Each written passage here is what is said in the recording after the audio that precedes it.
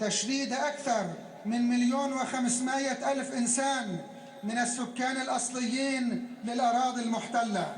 اما راه حل فلسطین چیست؟ ما هو السبيل لحل القضية؟ تنها راه حل مسئله فلسطین و برپایی صلح پایدار در منطقه، شناسایی حق حاکمیت مردم فلسطین، بازگشت آوارگان فلسطینی به سرزمینشان و بازگشت اشغالگران به خانه‌های خودشان است. السبيل الوحيد لحل القضية الفلسطينية ولإرساء سلام راسخ في المنطقة هو الاعتراف بحق السيادة للشعب الفلسطيني وعودة اللاجئين الفلسطينيين إلى أرضهم ورحيل كل المحتلين إلى أوطانهم الأصلية. به نفع سردمداران صهیونیستی است که به خانه‌های خود برگردند و فلسطین را به صاحبان اصلی آن واگذار کنند. لمصلحة قادة الكيان الصهيوني أن يعودوا إلى منازلهم وأن يعيدوا فلسطين إلى أصحابها الأصليين.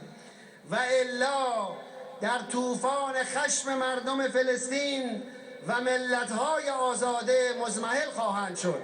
وإلا فإن أعاصير غضب الشعب الفلسطيني وأعاصير غضب بقية الشعوب الحرة سيجعلهم أثراً بعد عين.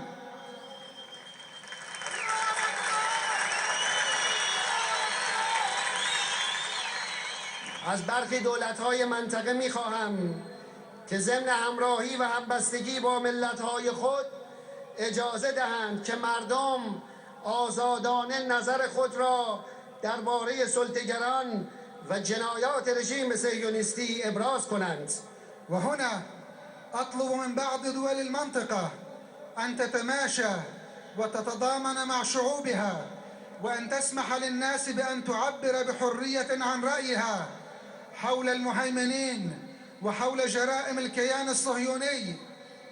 اجازه دهند مردم بتوانند کمک‌ها و یاری خود را به مردم مظلوم فلسطین تقدیم کنند. وأن تسمح للناس بأن تقدم دعمها ومساعداتها للشعب الفلسطيني المظلوم.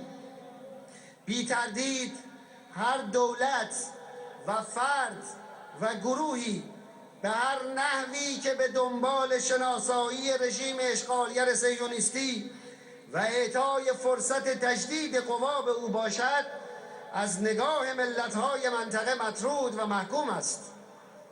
ولا شك أن أي دولة أو شخص وبأي شكل كان يسعى إلى الاعتراف بالكيان الصهيوني الغاصب وإلى منحه فرصة لتجديد قواه سيكون معزولا ومدانا من قبل شعوب هذه المنطقة.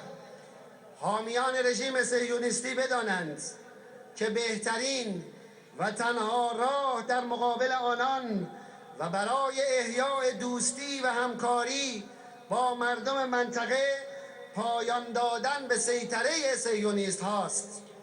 وليعلم حماة الكيان الصهيوني أن الطريق الأفضل بل الوحيد المتاح لهم من أجل إحياء الصداقة والتعاون مع شعوب المنطقة هو أن يبادروا بأنفسهم إلى إنهاء سيطرة الصهاينة.